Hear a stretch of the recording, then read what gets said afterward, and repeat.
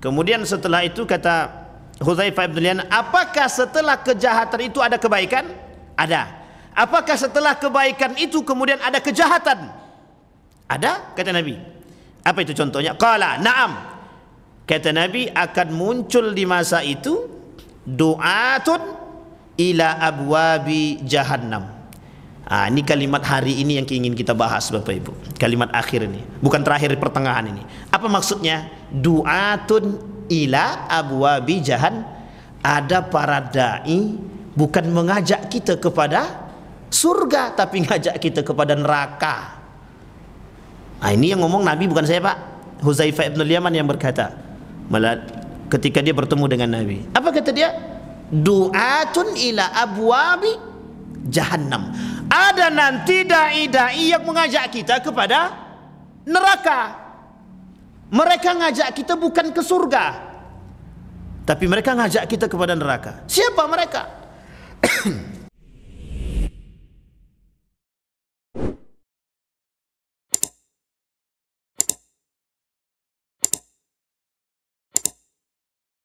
Baik, malam hari ini kita mengkaji adab dan akhlak, belajar bareng tentang adab dan akhlak.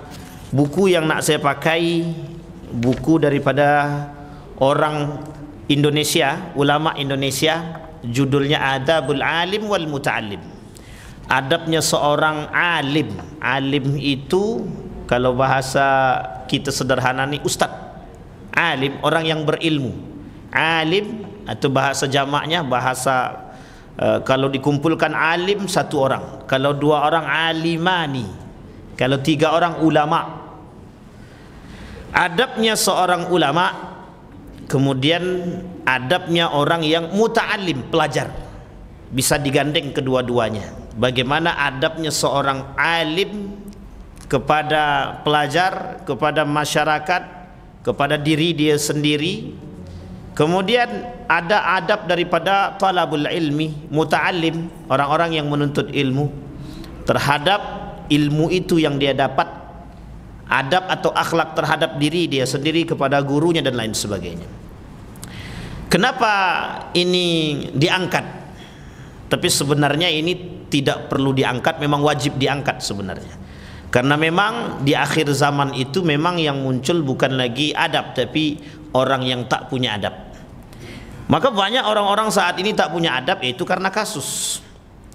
Itu perubahan. Jadi perubahan peradaban itu penting. Artinya penting untuk kita pahami bahwa ini akan menjadi positif atau negatif. Wa tilkal ayyam nudawiluha bainan nas, itu akan dipergantikan. Kata Allah, itu akan masa itu akan dipergulingkan, dipergantikan. Ada masa jaya, ada masa tak jaya. Ada masa di mana Islam berjaya, ada masa mana Islam tak berjaya. Tapi ada masa Yahudi berjaya atau Eropa berjaya, nanti ada masa mereka tak berjaya. Dalam satu riwayat itu dikatakan, ini cerita tentang Hudzaifah bin Yaman. Kata Hudzaifah bin Yaman, kana an-nasu yas'aluna Rasulullah. Ada orang-orang bertanya kepada Nabi. Bertanya tentang berbagai macam pertanyaan. Anil khair, tentang sebuah kebaikan. Jadi ketika orang-orang bertanya kepada Nabi tentang kebaikan, kemudian wa kuntu as'aluhu anis syarri, dan aku bertanya kepada Nabi tentang syar. Syar itu kejahatan, dosa, kejahatan. Itu kata Nabi, manusia paling aneh itu di antara sahabat itu ya Hudzaifah itu. Orang lain bertanya tentang kebaikan, dia tak. Dia datang sama Nabi, dia tanya apa dosa, bagaimana menjaga diri biar tak berdosa, dosa itu seperti apa, maksiat itu seperti apa, sampai detail dia tanya sama Nabi.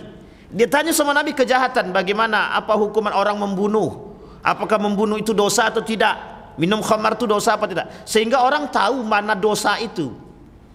Jadi kalau orang tak bertanya tentang dosa, orang tak tahu. Tapi kalau dia bertanya, itu mesti tahu. Maka kejahatan, kata dia, Hudzaifah bertanya kepada Nabi tentang kejahatan, mukhafatan an yudrikani, agar nanti itu bisa menjadi penjagaan diri bagiku. Ketika aku mengerti kejahatan itu, aku bisa menjaganya, kata dia. Faqultu ya Rasulullah, inna kunna fil jahiliyah au fi jahiliyah wa syar. Kata Hudzaifah bin Yaman, ya Rasulullah, dulu kita berada pada kondisi yang jahil, Jahil itu bodoh. Ini dah pernah kita bahas nih. Artinya hadis ini kemudian baru kita nukil sekarang. Dulu kita sudah sampaikan permasalahan jahiliyah zaman dulu kan. Dahulu tuh jahiliyah tuh sangat jahiliyah. Tapi sejahiliyahnya dulu tak seperti sekarang tuh jahiliyahnya itu. Jahiliyah dulu memang tak ngerti. Kalau jahiliyah sekarang terbalik. Dia dah paham, dah ngerti. Baik. Kemudian berkata Nabi, kata Huzaifah bin al-Yaman, "Ya Rasulullah, inna kunna fi jahiliyah wa syarr." Kita berada dalam kondisi jahiliyah, kemudian syarr dan kejahatan. Kemudian faja'ana Allah, kemudian datang kepada kita, Allah datangkan kepada kita bihadzal khair. Allah datangkan kepada kita kebaikan. Jadi kita tahu dulu, zaman dulu Nabi tak ada. Ketika Nabi tak ada, masa jahiliyah. Ini saya kasih tahu Bapak Ibu. Zaman dulu barter. Zaman dulu barter. Zaman dulu itu tahu barter Pak ya? Tukar menukar itu dengan barang. Kemudian zaman dulu banyak zina. Jadi main perempuan itu biasa. Zaman dulu perbudakan biasa. Sehingga muncul hadis Nabi itu, nanti zaman akan muncul akhir zaman kiamat itu, sampai akan kelihatan pembantu melahirkan anak tuannya, budak melahirkan anak tuannya. Sudah terjadi itu. Pada masa Nabi begitu banyak. Justru budak itu dulu itu, budak itu dalam satu regulasi pada masa Nabi, regulasi budak pada masa Nabi, itu budak itu bebas mau diapakan oleh tuannya, itu bebas. Mau diapain, mau dipakai kek, kalau tidak dipakai dibuang. Maka Ali pernah berkata begini. Tapi ini perkataan Ali, ibu-ibu jangan tersinggung, bukan saya yang ngomong. Kata Ali dalam kitabnya Al-Hikam Ali bin Abi Thalib itu begini. Tanyalah aku sebelum engkau kehilangan aku, judul bukunya. Apa kata Ali itu? Perempuan itu layaknya seperti sendal. Kalau tuannya nak pakai, kalau tidak ya sudah dibuang. Nah, itu bahasanya. Kasar Pak memang. Tapi itu merujuk kepada masa perbudakan dulu. Saking jahiliyahnya Pak zaman dulu itu. Jadi budak perempuan itu bebas. Kalau sekarang kan tidak ada budak. Datang Nabi, ketika Nabi dibaiat menjadi Nabi, disitulah kemudian kebaikan itu nampak. Salah satu tujuan Nabi muncul kemudian dibaiat menjadi Nabi, itu untuk menghilangkan perbudakan itu. Yang uniknya perbudakan hilang, tapi masalah pembantu banyak. Jadi banyak, memang budak dihilangkan, tapi perendahan terhadap orang yang lemah, kaum lemah itu merajalela. Bapak Ibu punya pembantu, Bapak Ibu panggil pembantu apa bukan? Oh, saya ada pembantu di belakang. Bahasa pembantu itu kasar loh. Pembantu bagi kita itu kasar. Oh, tapi bagaimana bahasanya kalau yang membantu? Itu masih mending. Atau ada orang yang membantu, tapi pembantu saya ada. Wah, itu kasar kali. Artinya adalah ketika pembantu itu, bahasanya pembantu, kita sedang merendahkan derajatnya orang lain. Yang kita tonton begitu Pak, yang di televisi nunjukkannya begitu. Oh iya, itulah kekurangan adab atau kehilangan bagaimana mengangkat derajat orang lain. Nabi mengatakan begini, Imam Al-Ghazali mengatakan begini, ada judul bukunya itu Asraruz Zakah. Kata Imam Al-Ghazali, kalau engkau memberi orang sedekah, jangan pernah terbesit dalam hatimu bahwa engkau memberikan sesuatu kepada dia karena kasihan. Karena kalau kasihan, kalau engkau pandang dia sebagai orang yang miskin, engkau memberi kepada dia dengan memandang kemiskinannya, berarti engkau sedang merendahkan derajatnya di hadapanmu. Pada hakikatnya engkau yang direndahkan oleh Allah. Wah, itu dalam kajian itu Pak. Kalau dalam dunia tasawuf itu memang larinya ke hati itu. Nah, tapi kita tak lari ke situ, kita larinya ke adab dan akhlak. Betapa tingginya Imam Al-Ghazali memandang manusia. Imam Al-Ghazali memandang manusia itu manusia sama seperti dia. Bahkan ketika seorang ulama memandang seekor anjing, ketika ulama itu berpakaian bagus, tiba-tiba anjing itu datang dekat dia. Diawaskannya pakaian dia tadi. Kemudian anjing tadi berkata, dengan izin Allah anjing tadi berkata, apakah kau merasa dirimu lebih mulia daripada diriku? Menangis ulama tadi. Menangis ulama tersebut. Kenapa? Anjing saja, bahkan wajah dia, diri dia yang dipandang ulama oleh orang tak berharga di hadapan seekor binatang. Bahkan binatang itu yang berbicara, apakah engkau merasa dirimu lebih mulia daripada aku? Begitu Pak, ulama zaman dulu. Sekarang kita tidak tahu ulama zaman sekarang, nanti kita tengok adakah begitu ulama zaman sekarang. Dan ini kondisi Begitulah Pak zaman dahulu itu. Jahiliyah kita dulu sama jahiliyah sekarang itu berbeda jauh, sangat-sangat jauh sekali. Orang dulu tak ngerti, orang sekarang mengerti tapi tak menjalankan. Nah, kemudian kata Hudzaifah bin Yaman, fahal ba'da hadza al khair min syarr. Setelah Allah datangkan kepada kita kebaikan, kata Hudzaifah bin Yaman, apakah setelah kebaikan yang Allah datangkan itu akan datang kejahatan? Setelah kebaikan Allah berikan kepada kita, apakah setelah itu akan datang kejahatan? Kata Hudzaifah bin Yaman. Apa kata Nabi? Qala, kata Nabi berkata, na'am. Nabi bilang, ya. Kemudian berkata, qultu wa hal ba'da syarr minal khair. Apakah setelah kejahatan yang kemudian Allah berikan akan datang kebaikan? Maksudnya, jadi dipergulirkan. Baik, ingat Bapak Ibu, setelah kejadian mesti ada hikmah. Setiap selesai kemudahan mesti ada kesusahan. Setelah kesusahan ada kemudahan. Hanya saja tergantung kepada keimanan manusia bagaimana menanggapi keduanya. Bagaimana menanggapi kemudahan dan bagaimana menanggapi kesusahan. Dan itu yang kemudian diterjemahkan dari hadis ini. Baik, kemudian kata Hudzaifah bin Yaman, apakah setelah kejahatan itu akan datang kebaikan? Qala na'am. Wa fihi dakhan. Qultu wa ma dakhnuhu? Qala qaumun yahduna bighairi hadyi. Akan datang kebaikan, akan, kata Nabi. Setelah akan kejahatan itu akan datang kebaikan. Apa kebaikannya? Orang-orang yang beriman tapi tanpa nabi. Kita nih Pak. Kita nih orang-orang beriman tanpa nabi. Saya yakin Bapak Ibu tak pernah ketemu Nabi Muhammad, kalaupun ada dalam mimpi. Itu pun kalau ada. Mimpi ketemu Nabi tak bisa dijadikan dalil. Wah, aku bertemu sama Nabi, kata Nabi, engkau mati besok ni. Itu tak bisa terjadikan itu Pak. Tapi untuk cerita pribadi boleh, tak ada salah. Tapi kalau ada orang yang ketemu dengan Nabi, biasanya jarang bisa menceritakan apa yang dia mimpikan. Kalaupun ada, ya mungkin sebagian kecil saja. Kita ketemu dengan Nabi paling dalam mimpi, tapi dalam kenyataan tak. Sahabat saja yang ketemu dengan Nabi, itu pada masa sahabat yang ketemu dengan Nabi banyak kejahatan. Apalagi tidak ada Nabi. Maka kalimatnya, ada orang-orang kebaikan yang disebut dengan kebaikan oleh baginda Nabi Muhammad SAW. Setelah kejahatan itu, kata Nabi, nanti akan ada kebaikan. Siapa mereka? Mereka yang mendapatkan hidayah petunjuk, beriman kepada Allah tanpa petunjukku, kata Nabi. Artinya begini, tanpa ada Nabi. Tapi kemudian datang masa selanjutnya, kata Nabi, ada orang-orang yang beribadah tanpa petunjuk, kata Nabi. Maksudnya apa? Ibadah tanpa petunjuk, suka-suka hati dia.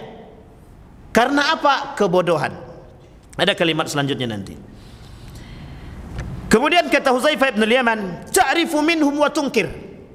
Mereka mengerti akan ibadah, mereka akan mengerti ilmu syariat, tapi mereka tak menjalankan, bahkan mereka mengingkari. Bapak Ibu tahu ini kan korelasinya kemana? Ini disebut dengan munafik tadi. Jadi orang munafik itu mereka tahu tapi mereka mengingkari. Kalau fasik, dia mengetahui tapi tak menjalankan. Itu fasik. Orang fasik adalah orang yang mengetahui satu syariat hukum tapi dia tak jalankan. Contoh, dia tahu solat tapi dia tak jalankan solat. Tapi kalau dia mengatakan solat wajib itu tidak wajib, kata dia, berarti dia sudah mengingkari. Dia munafik itu dah. Nah, yang kayak gini ini yang terjadi Pak. Banyak orang-orang merasa berilmu tapi sok-sokan. Sok berilmu karena memang kalimatnya mereka merasa berilmu. Yaddai, mereka merasa mengaku bahwa diri mereka berilmu tapi pada hakikatnya tidak berilmu. Jadi kalau ada orang mengaku diri dia berilmu, pada hakikatnya dia tidak berilmu. Itu konteksnya Pak. Seseorang yang mengaku diri dia baik, pada hakikatnya dia tidak baik. Kalau ada Bapak Ibu dengar, aku ni orang baik, itu tak baik itu mesti. Aku ni orang jujur, mesti kurang jujur itu. Dia kalau ada orang mengaku alim, mesti dia tak alim. Kecuali derajat tinggi, itu lain cerita Pak. Tapi kalau ada orang mengaku dirinya baik, itu mesti belum tentu baik itu. Apalagi kalau dia mengatakan bahwa si anu itu tidak alim itu. Kalau ada orang kemudian mengkerdilkan orang lain dengan mengatakan si anu itu tidak alim, bisa dipastikan orang itu tidak alim. Orang yang berbicara itu tidak alim. Karena siapa yang bisa mengukur kealiman seseorang? Bisa kita mengukur kealiman seseorang dengan ibadahnya? Selama ini yang ditunjukkan kepada kita depan mata, rajin sholat dia, tahajud dia. Tapi kita tidak tahu di luar itu. Buktinya ada orang yang kemudian oleh Allah tidak dituliskan namanya dalam catatan amal baik, kata Imam Al-Ghazali.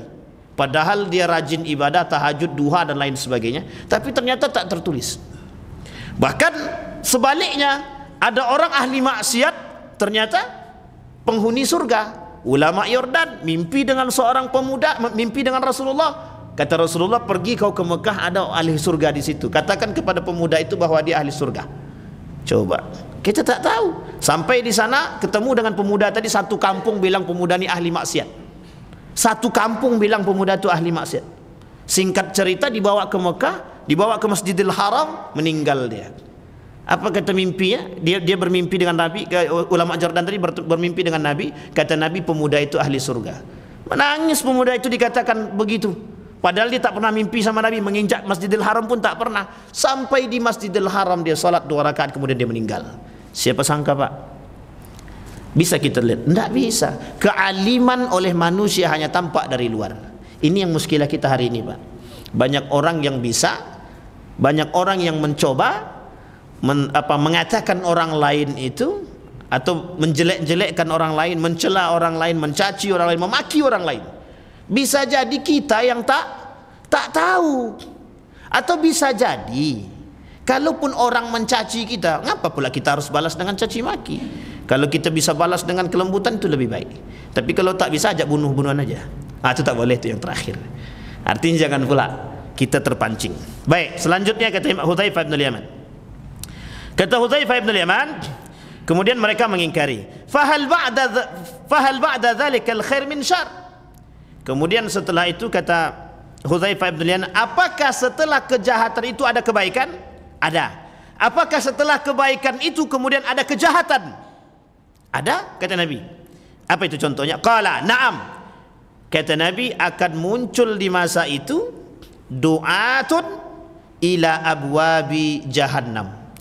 Ini kalimat hari ini yang ingin kita bahas, Bapak Ibu. Kalimat akhir ini, bukan terakhir, pertengahan ini. Apa maksudnya? Du'atun ila abwabi jahan. Ada para dai bukan mengajak kita kepada surga, tapi ngajak kita kepada neraka. Ini yang ngomong Nabi, bukan saya, Pak. Hudzaifah bin Yaman yang berkata, malah ketika dia bertemu dengan Nabi, apa kata dia? Du'atun ila abwabi jahannam. Ada nanti dai-dai yang mengajak kita kepada neraka. Mereka ngajak kita bukan ke surga, tapi mereka ngajak kita kepada neraka. Siapa mereka? Siapa mereka? Kata Syekh Fatimah Shah, kata seorang penulis kitab Fatimah Sami itu berkata begini, mereka adalah orang-orang yang duduk bersama, mohon maaf ya Pak, ini saya bacakan. Mereka yang jalis bihi al-muluk wa abna'il muluk liyanalu bihi dunya. Agak keras sedikit bahasanya. Mereka yang duduk bersama penguasa, mereka yang duduk dengan anak para penguasa, mereka yang duduk dengan keturunan penguasa, liyanalad dunya, untuk mendapatkan dunia. Ini saya tak singgung siapa-siapa. Ini baru pembukaan, ini belum masuk lagi nih. Jangan ada yang tersinggung nih. Ini apalagi direkam kan, jangan sampai tersinggung. Karena memang begitu itu bahasanya, Pak. Karena dalam kitab ini tentang akhlakul alim al-jahil, dia mengatakan, penulis buku itu mengatakan gini, akhlakul alimi al-jahili. Berarti akan muncul kelak di akhir zaman itu ada orang alim tapi jahil, mengeluarkan fatwa-fatwa yang jahil. Dan fatwa yang jahil itu dalu adul. Apa artinya? Sesat dan menyesatkan. Dia tak ajak kita mencintai sesama, tapi dia ajak kita mencintai, memaki-maki sesama. Kita yang dicaci maki, kita balas dengan caci maki. Ini yang susah, Pak. Jadi kalau ada ulama yang mengajak kita untuk mencaci maki, kalau bisa jangan duduklah dengan mereka. Kenapa kita katakan jangan duduk dengan mereka? Susah, Pak. Kita nih, kalau kita alim kayak dia, kita masih bisa mempertimbangkan. Makanya mohon maaf Bapak Ibu, sebenarnya yang bisa merubah pola pikir masyarakat itu memang ulama. Tapi yang bisa merubah, yang bisa merusak pola pikir masyarakat juga ulama. Mungkin masyarakat tidak melihat perkataannya, tapi masyarakat melihat daripada perbuatannya. Tidak hanya ucapan yang didengar, tapi perilaku. Sampai di sini paham Pak ya? Kata ulama tadi, kalian jangan cinta dunia. Ini ulamanya pamer kok, rumahnya miliaran, kemudian ditampilkan di televisi, semua orang melihat.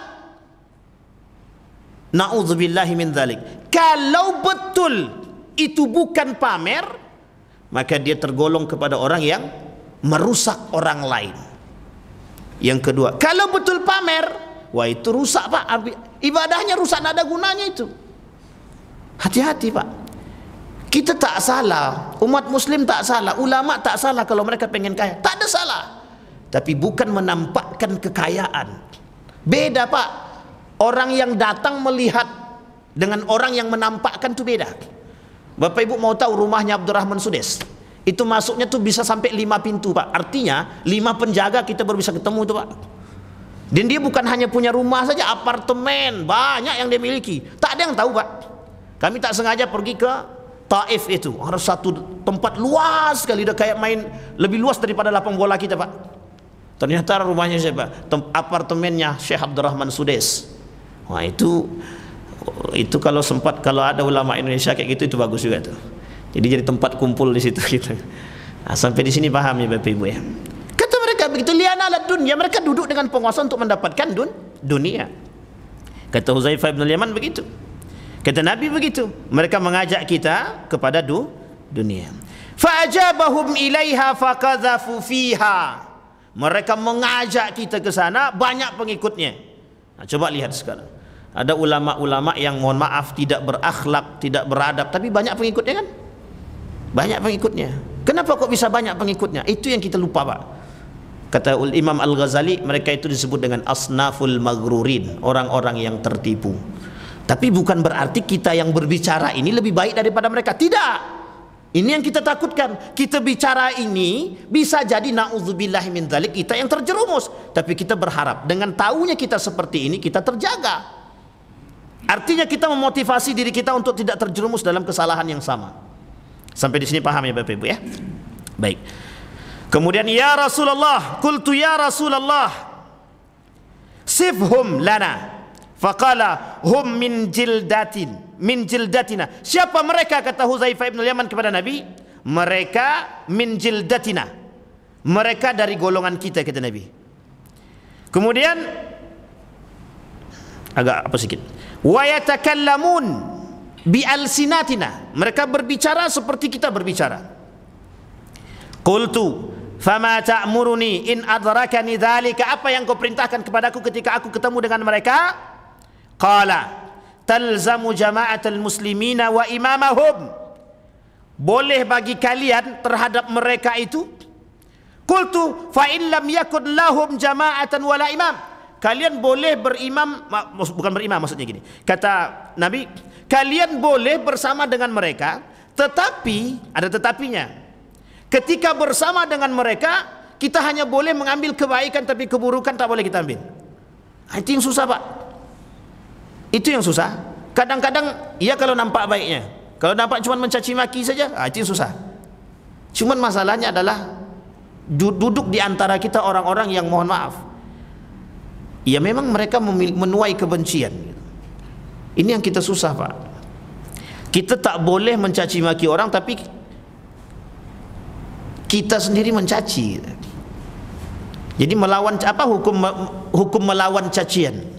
Hukum melawan cacian itu, kalau kata Imam Al-Ghazali, sebaik-baiknya cacian itu adalah wa idza khatabahumul jahiluna qalu salama, doakan mereka. Bahkan kita membalas dengan kebaikan, bukan dengan cacian. Itu Imam Al-Ghazali. Bahkan Allah kata dalam Al-Quran surah Furqan itu, ketika kita dicaci maki oleh orang lain, kata Allah, qal salama, berbuat baik kepada mereka, kalau bisa berbuat baik dengan mereka. Ini yang tidak bisa, yang tidak kita dapatkan. Bahkan mohon maaf, sekarang ini yang ditampakkan di hadapan kita itu akhlak yang tak baik. Bahkan dari para, mohon maaf, dari kalangan orang-orang yang berilmu, alim, mereka menunjukkan sikap-sikap yang tidak sesuai dengan apa yang mereka ucapkan. Bahkan Allah kata, orang-orang seperti itu, kata Allah, kabura maqtan 'indallah an taqulu ma la taf'alun. Mereka seperti orang-orang seperti itu mereka dibenci oleh Allah, sangat benci Allah terhadap mereka. Kenapa? Berkata tapi mereka tak menjalankan. Oh, banyak itu, Pak. Saya banyak dapatkan itu. Berkicau mulutnya tentang sedekah. Ketika kita ajak dia untuk bersedekah, banyak alasannya, sekerumit alasan. Saya sampaikan, Anda menyampaikan sedekah tapi Anda tak mau bersedekah. Na'udzubillahi min zalik. Anda mengatakan kebaikan tapi Anda tak menjalankan kebaikan. Kita harus berani, Pak, menyampaikan, tapi dengan bahasa yang baik. Hei, kau sini, kau ustaz macam apa kau ni? Itu tak boleh, Pak, tak boleh. Tapi dengan cara yang baik, mengingatkan dengan cara yang baik. Oh, kalau dulu keras lagi, ada seorang ulama dulu di televisi itu, dia salah, ustaz ini salah. Oh, dia bantah langsung. Itu tak boleh juga sebenarnya. Jadi seorang ulama terkenal di Indonesia ini kemudian membantah seorang ustaz di televisi. Itu tak baik. Secara akhlak tak baik. Nah, kita butuh ulama yang berakhlak. Misal ada seorang alim, seorang ulama, ini ulama misal, ulama tahu dia ada konflik, dia tahu ada konflik antar ulama itu. Maka seorang ulama yang tahu akan konflik antar ulama, dia wajib menjadi penengah di antara para ulama itu. Ini bukan malah memperkeruh masalah. Yang masalah yang sekarang ini adalah memperkeruh masalah. Ulama ini sudah banyak yang cinta dunia. Kalau ulama cinta dunia, kita cinta apa, Pak? Kalaulah ulama cinta terhadap dunia, otomatis masyarakatnya juga akan cinta terhadap dunia. Kenapa? Contohnya sudah ada. Yang mereka contohkan siapa? Ulama. Saya sudah pernah sampaikan, seorang ustadz main apa namanya itu, investasi bodong. Ketika kita menyentil para pemain investasi bodong itu haram, saya bilang. Apa kata mereka? Ustadz itu aja main, kata dia. Dia lebih populer daripada kita. Kira-kira suara dia atau suara kita yang didengar?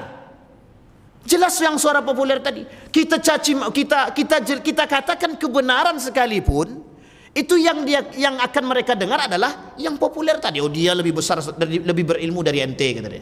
Betul, dia lebih berilmu dari. Tapi kadang-kadang orang berilmu itu kalau lupa diri, itu bisa terjerumus. Bukan berarti orang alim yang berilmu itu tidak bisa salah. Artinya yang salah kita perlu perbaiki. Nah, ini yang kemudian yang muncul dalam otak kita justru suudzon. Saya katakan demikian, Pak. Jangan main itu juga, kata saya. Apa kata dia? Ustadz tuh aja main. Ini yang susah, Pak. Sampai mohon maaf ada kisruh tentang jabatan. Nah, ini saya tak sebutkan jabatannya apa, ini tentang jabatan lah gitu. Ini kisruh antar ulama tentang jabatan di Riau ini, Pak. Coba kalau mau berpikir dengan jernih, kisruh itu bisa didudukkan antara ulama. Berarti kalau ada orang yang bersikeras ingin mendapatkan jabatan, berarti dia cinta dunia, cinta jabatan. Imam Al-Hasan itu khalifah yang dia serahkan kepada Muawiyah itu kedudukan presiden, yang dia serahkan itu kepada Muawiyah. Ini cuma jabatan kecil. Misal, ini ada berantem hanya gara-gara pengen duduk jadi ketua mas. Besok lama-lama pemilihan suap itu, you pilih aku ya, kata gitu. Nah, ini 25.000. Nah, 55.000 pula lagi kan. Coba Al-Hasan menyerahkan khalifah atau khilafahnya demi perdamaian. Ini ada ulama bukannya justru mengusung perdamaian, tapi malah bikin kisruh. Nah, ini yang susah nih, Pak. Tapi kan mereka lebih alim, lebih berilmu. Nah, itu yang susah kita jawab. Makanya sekarang ini tujuan kita belajar ini itu, Bapak Ibu. Tidak semua orang alim itu tidak pernah salah. Dia mesti bisa salah. Dan begitu juga sebaliknya, tidak semua orang-orang yang tidak berilmu itu salah terus. Enggak, Pak. Mohon maaf, Bapak Ibu semua itu bisa jadi lebih suci daripada kami, Pak. Bisa jadi lebih mulia daripada kami. Tapi jangan salah. Banyak orang yang paling susah daripada mereka adalah yang mengaku dirinya benar, yang mengaku dirinya paling baik. Maka penyakit yang terbesar dalam diri seorang para ulama itu adalah tamak. Apa namanya Bapak Ibu? Tamak. Tamak itu artinya tamak. Nah, ini yang susah Pak. Kalau udah bicara itu tuh susah itu. Sampai di sini paham Bapak Ibu ya? Baik. Sehingga kata Syekh kita siapa namanya itu? Kiai Haji Hashim Al-Asy'ari, dia tuliskan buku, ada 2 buku yang cukup populer dengan yang kita lihat itu. Pertama, Adabul Alim wal Muta'allim. Tujuannya dia pengen ulama-ulama itu baik. Makanya kata Nabi itu begini dalam hadisnya itu, inna akhwafa ma akhafu ala ummati a'immatul mudillin. Yang aku takutkan daripada yang aku takutkan yang akan datang itu bukan Dajjal, kata Nabi. Nabi mengatakan begini dalam hadisnya itu, hadisnya sahih. Nabi yang ditakutkan Nabi itu bukan persoalan Dajjal, kata Nabi. Yang paling aku takutkan itu ulama su, kata dia. Ulama busuk, ulama jahat, ulama yang su, ulama yang buruk. Nah, ini yang susah Pak. Kenapa? Yad'unan nasa ila jahannam. Yad'unan nasa ila hubbid dunya. Dia ngajak manusia cinta dunia, dia ngajak manusia cinta. Bahkan yaqulun wala yaf'alun. Mereka berkata tapi mereka tak menjalankan. Ulama su. Nah, sekarang pertanyaannya, ada enggak ulama su begitu Pak? Ada enggak ulama yang cinta dunia? Oh, banyak. Ada enggak ulama yang apa namanya itu? Cinta amplop nih. Ini kondisi yang real Pak. Saya menemukan keadaan itu di Pekanbaru ini. Na'udzubillahi min dzalik. Malu rasanya sebagai seorang yang alim tapi justru menghinakan. Tapi betul lah kata Allah, ilmu itu memang kata para ulama itu begini, ilmu itu membuat orang bisa dimuliakan dan bisa dihinakan. Yukramul mar'u am yuhan. Seorang itu bisa dihinakan oleh Allah karena ilmunya, bahkan bisa diangkat derajatnya karena ilmunya. Diangkat derajatnya karena ilmunya, ilmu dan keimanannya, dan menempatkan ilmunya pada tempatnya. Tapi sebaliknya, seorang yang berilmu bisa dihinakan karena ilmunya, karena dia menjadikan ilmunya untuk menggapai dunia. Dia cuma pengen ilmunya dia itu untuk dunia. Sehingga mohon maaf, dalam satu riwayat hadis begini, hadis kursi begini mengatakan, akan datang orang yang pertama, dia ada 3 golongan. 3 golongan yang pertama kali masuk neraka itu, siapa mereka? Di antara 3 itu ada 1. Siapa 1 ini? Yang 1 ini adalah mereka berkata kepada Allah, kami belajar ilmu, kami membaca Al-Quran untukmu wahai Allah. Tapi apa kata Allah? Kata Allah, kadzabta, ente dusta, kata dia. Itu Allah yang bilang dalam hadis qudsinya. Kata Allah, ente dusta. Ta'allamtal ilma, ente belajar ilmu liyuqalu, agar engkau dikatakan sebagai orang alim. Nah, ada orang begitu, ada. Ini saya sampaikan lagi. Wa taqra'ul Qur'an liyuqalu qari. Engkau membaca Al-Quran agar dipanggil oleh orang bahwa engkau seorang ahli baca Quran. Qari, pandai baca, bagus baca. Berarti mereka belajar ilmu bukan niat karena Allah.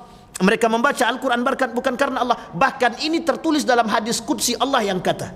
Maka kondisi itu akan ada. Ada orang-orang yang punya ilmu, belajar, mendapatkan ilmu, tapi ilmu mereka bukan seutuhnya karena Allah, tapi memang untuk mencari popularitas, mencari dunia, untuk dipandang alim, untuk dipandang lebih daripada yang lain. Sehingga mohon maaf Bapak Ibu, kalau ada para ustadz yang alim, misalkan ada orang ulama, ada ustadz misalkan, dia salah tapi tak mau dikritik, itu bagian daripada itu Pak. Ada ustadz yang tak mau dikritik? Ada Bapak Ibu? Ada ulama yang tak mau dikritik? Ada. Mereka kalau dikritik itu merasa diri paling lebih. Masa Pak Yendi ngeritik saya? Itu misal. Ini contoh. Siapa dia? Mereka menganggap orang lain lebih rendah secara keilmuan dibanding mereka. Bisa jadi orang yang tadi kita rendahkan itu memang dia punya satu ilmu, tapi dia mengamalkan ilmu itu jauh lebih tinggi Pak. Tapi orang punya banyak ilmu tapi dia tak mengamalkan ilmu, tak ada gunanya. Karena kunci keberkahan ilmu pada amalnya Pak. Ketika mereka bisa mengamalkan ilmu yang mereka miliki. Sampai di sini paham ya Bapak Ibu? Baik.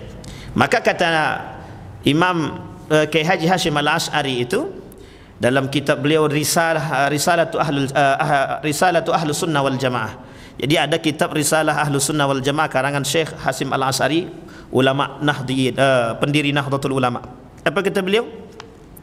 Salah satu di antara sekian banyak muskilah itu, beliau mengatakan dalam buku tersebut, qala Ibnu Hajar, menukil hadisnya, qala Ibnu Hajar Al-Asqalani rahimahullahu taala fi Fathil Bari, yaqbidullahu al-ulama wa yaqbidul ilma ma'ahum. Allah akan mematikan orang-orang ulama, menggenggam ulama-ulama dengan ilmunya. Ini ulama-ulama yang baik. Fatansha'u ahdathun yanzu ba'duhum ala ba'din nazwal 'ir 'ala al-'ir wa yakunu syekh fihim mustad'afan. Akan muncul nanti di akhir zaman itu orang-orang ulama beneran itu, ulama-ulama yang hati yang ikhlas mukhlis itu akan dimatikan secara perlahan, akan diangkat oleh Allah secara perlahan. Diangkat secara perlahan. Kemudian ilmunya dipegang oleh Allah. Ilmu kebenaran itu dipegang. Sehingga mereka kemudian akan muncul setelah itu nanti ulama-ulama yang disebut sebagai jahil. Mereka alim tapi jahil. Yurfa'ul ilma, ilmu diangkat. Kemudian yang tersisa al-jahlu, kebodohan. Nah, jadi nanti di akhir zaman itu Bapak Ibu, di akhir zaman itu orang-orang berilmu itu yang alim, yang saleh, yang baik itu akan dimatikan. Orang baik itu akan dimatikan, orang saleh yang alim itu akan dimatikan. Yang tertinggal adalah ulama su. Yang tertinggal adalah ulama-ulama yang tidak punya akhlak yang baik, ulama-ulama yang tidak beradab. Tapi insya-Allah Bapak Ibu, kita semua yang ada di sini mudah-mudahan kita berdoa kepada Allah, mudah-mudahan kita tak bertemu dengan kondisi yang itu. Tapi kalaupun ada saat ini, insya Allah masih banyak ulama-ulama yang baik. Tapi itu kata Allah, ulama-ulama yang baik itu akan dimatikan secara bergantian. Ulama-ulama yang baik itu akan dimatikan secara bergantian. Mereka akan dimatikan terlebih dahulu. Kemudian yang tersisa adalah orang bodoh yang mengaku alim. Ini susah Pak, kalau orang bodoh yang mengaku alim. Kemudian waruya Abu Umamah radhiyallahu an, lama kana hajjatul wada qama Rasulullah sallallahu alaihi wasallam ala jamalin Adam faqala ya ayuhan nas. Kemudian berkata Nabi, ya ayuhan nas, wahai manusia, khudhu minal ilmi qabla an yuqbad. Kalau ada ulama saleh baik dia, misal kita ambil contoh, dulu ada namanya ulama yang kita anggap baik menurut kita, namanya Syekh Ramadan Al-Buti, baik, maka ambillah ilmu dari dia, kata Nabi. Kalau ada ulama yang baik menurut kita bagus secara akhlak, adabnya mantap, baik, oke, ibadahnya oke, apa yang dia katakan dia lakukan, ambil ilmu dari dia. Sebelum apa? Sebelum ilmu dari dirinya diangkat, kata Allah. Yang diangkat bukan hanya ilmunya, orangnya juga akan diangkat. Nah, itu yang kita takutkan Pak. Nah, maka kata Nabi, ambil, kata Nabi, khudhu minal ilmi qabla an yuqbad wa qabla an yurfa'a minal ardi, sebelum mereka dimatikan oleh Allah. Kalau ada nampak, dulu ada namanya Kiai Haji Ahmad Darwis. Bapak Ibu tahu Muhammad Darwis atau Ahmad Darwis tahu? Ahmad Dahlan, sejawat dengan Kiai Haji Hashim Al-Asy'ari. Kalau di Tembilahan itu ada namanya Kiai Haji Abdul Rahman Siddiq Al-Banjari. Ada namanya ulama kita yang baik-baik itu Imam Nawawi Al-Bantani. Banyak sekali bukunya yang kita pelajari itu Pak. Ada namanya Murah Labid, tafsir Al-Quran, itu juga karya Imam Nawawi Al-Bantani. Sebenarnya banyak ulama-ulama kita yang cerdas dan baik dan bagus-bagus itu banyak. Penulis buku Gurindam 12, kalau ulama Syekh Abdul Rahman Siddiq Al-Banjari itu dia menulis apa namanya itu, judul bukunya itu tentang lupa saya. Dia menuliskan sama kayak Gurindam 12 tapi kemudian dijadikan patokan, dijadikan diperlombakan. Kalau sekarang kita Gurindam 12 sudah tak ada lagi. Bahkan anak kecil sekarang tak tahu itu Gurindam 12. Tapi di Tembilahan itu masih ada. Masih mereka pakai, itu namanya syair-syair yang dibuat oleh Syekh Abdul Rahman Siddiq Al-Banjari. Ulama terkemuka di sana dulu. Bahkan pernah ditawarkan menjadi seorang mufti di kerajaan Indragiri zaman dahulu. Beliau menuliskan buku tentang itu. Salah satu buku beliau adalah namanya Asrarus Salah, rahasia-rahasia salat, dan itu sangat dalam. Jadi jangan salah Bapak Ibu, di Inhil itu kalau kita lihat itu, mohon maaf, dampak dari perjuangan beliau memperjuangkan Islam di sana, itu hampir setiap gang di Inhil itu ada namanya majelis ilmu. Di Tembilahan itu hampir setiap gang itu ada majelis, hampir setiap, memang tidak semua, tapi hampir di setiap gang itu ada majelis ilmu. Dan mohon maaf Bapak Ibu, itu mereka mengkaji ilmu itu tidak pakai duit. Ustadznya, ulamanya yang buat, masyarakat yang datang. Justru ustadznya mengeluarkan makanan, bahkan itu rame. Ada salah seorang ulama di situ, ada seorang ulama itu setiap satu pekan itu 2 kali, satu laki-laki satu perempuan, dan dia tidak pernah pakai seperti ini, apa namanya itu, pakai kamera itu tak ada, yang direkam-rekam itu tidak ada. Coba bayangkan Pak, ya Bapak Ibu, yang datang berapa? 5.000-an Pak, sekali datang perempuan tuh ribuan, pasnya jadwal laki-laki ribuan, itu setiap pekan.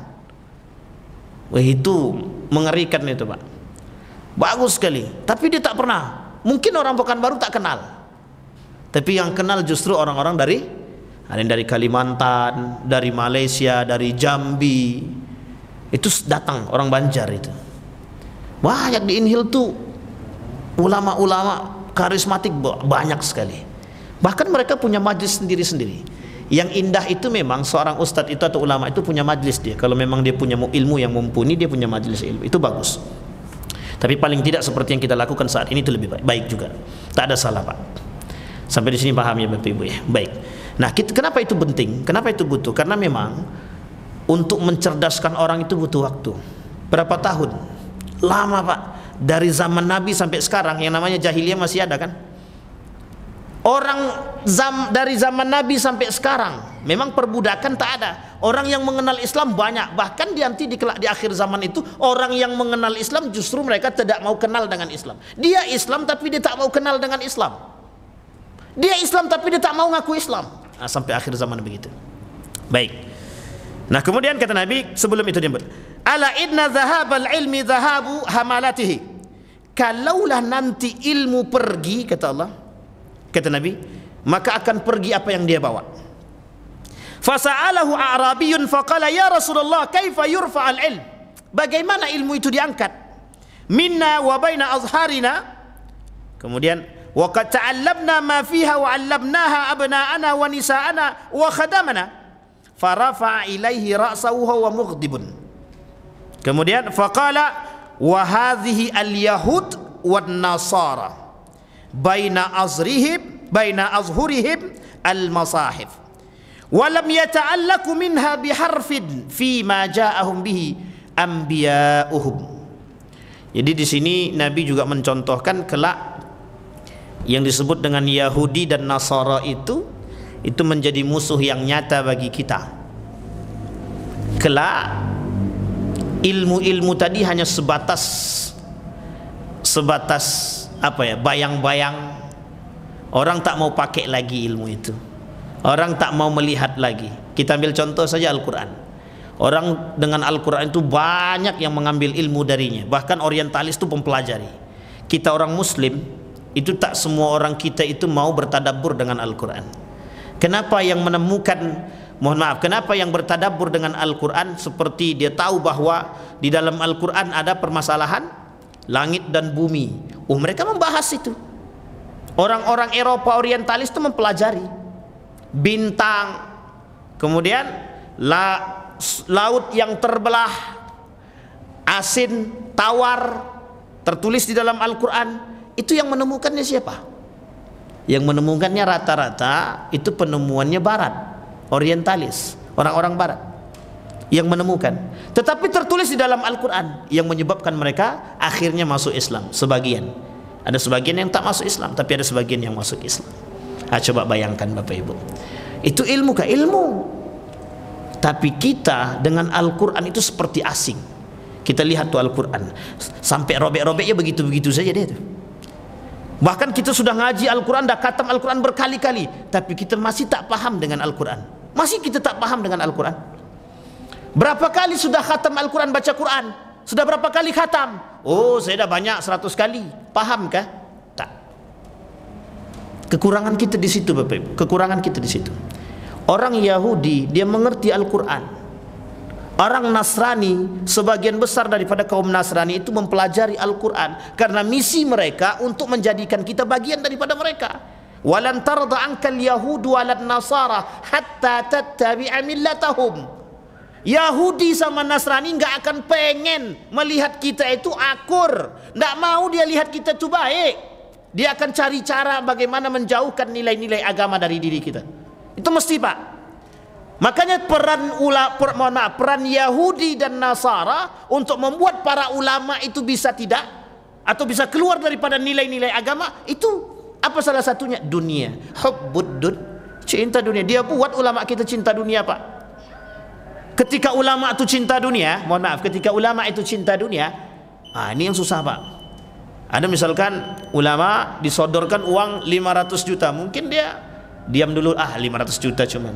Sekali sodornya 2 miliar, diam-diam aja dia belakang belakang. Ada yang begitu, itu yang kita takutkan, Pak. Jadi kalau ada orang yang rebutan kursi hanya karena, ya kalau rebutan kursi kemudian dia rebutan kursi tapi dengan cara yang baik tak ada salah, biasa saja. Tapi kalau sudah mencela, mencaci, memaki, menjelekkan satu dan yang lain, itu udah nampak tabiat cinta dunia, itu udah kelihatan, sudah kelihatan itu. Ada ulama bersikeras tentang dunia, itu yang kita, kecuali ketika mereka berhadapan dengan orang-orang yang, mohon maaf ya, kita berhadapan dengan kaum perusak, munafik, khawarij, itu perlu kita serang, Pak. Kita ketemu dengan Syiah, kita ketemu dengan kaum munafik, kita ketemu dengan kaum khawarij, itu penting kita lawan, wajib kita lawan. Bahkan kita wajib melawan mereka. Kaum liberal kita wajib, misal ada kursi yang satu direbut oleh munafik atau liberal, yang satu lagi direbut oleh ulama yang baik, maka wajib kita merebut kursi itu. Kalau yang tak baik yang duduk, hancur kita, Pak. Kita hancur. Kalau kita membiarkan kejelekan berkembang biak, kita rusak, Pak. Hari ini tak, besok tidak, tapi 3 tahun, 5 tahun, 10 tahun yang akan datang mesti tergeser. Kalau yang jahat itu naik, yang buruk itu naik, itu misal 1 tahun, 2 tahun, 3 tahun mungkin belum kelihatan, tapi kalau sudah 5 tahun, 10 tahun, misi mereka akan berjalan dengan baik. Makanya orang kalau sudah cinta dunia, sudah mendapatkan kekuasaan, sudah mendapatkan tempat, itu susah mau turun, Pak. Susah. Karena apa? Ketika turun sudah tak jadi lagi manusia mulia. Ketika turun sudah tidak lagi mendapatkan panggilan, "Oi, apa kabar ketua?" Sudah turun tak panggil ketua lagi kan? Panggilnya, "Apa kabar bro?" Dah berubah. Kalau dia cinta dunia, ketika perubahan kalimat ketua dengan bro, itu akan merubah mindset dia. Itu yang susah, Pak. Kalau udah kayak gitu, itu berarti tandanya cinta dunia deh, Bapak Ibu. Baik. Nah, sampai di sini paham ya, Bapak Ibu ya. Baik, ini yang kemudian menjadi masalah kita saat ini, Bapak Ibu, adalah orang-orang yang kemudian memanfaatkan situasi. Disinilah kemudian kita mengatakan pentingnya adab. Makanya ulama terlebih dahulu, ulama-ulama dahulu itu mengatakan ta'addab qabla an tata'allam. Beradablah sebelum engkau berilmu. Karena kalau ilmu dulu baru adab, ini susah. Tapi kalau adab dulu baru ilmu, itu yang baik. Banyak orang berilmu tuh, banyak orang berilmu yang tak beradab tuh banyak, Pak. Imam Syafi'i itu hanya melangkahi kaki gurunya saja, hilang semua ilmunya. Kemudian beliau menuliskan syair. Salah satu syairnya, "Syakautu ila waqi'in su'a hifzi fa arsyadani ila tarkil ma'asi." Aku diperintahkan oleh guruku untuk menghindari maksiat. Fa akhbarani bi anna al-ilma nur. Dia katakan kepadaku bahwa ilmu itu adalah cahaya. Wa nurullahi la yuhda lil 'as. Sesungguhnya cahaya itu tidak aku berikan kepada orang pelaku maksiat. Jadi ulama yang cinta dunia, dia pelaku maksiat. Kenapa? Karena dijadikan dunia itu sebagai tempat kembali mereka. Karena tujuan mereka bukan Allah, tujuan mereka dunia.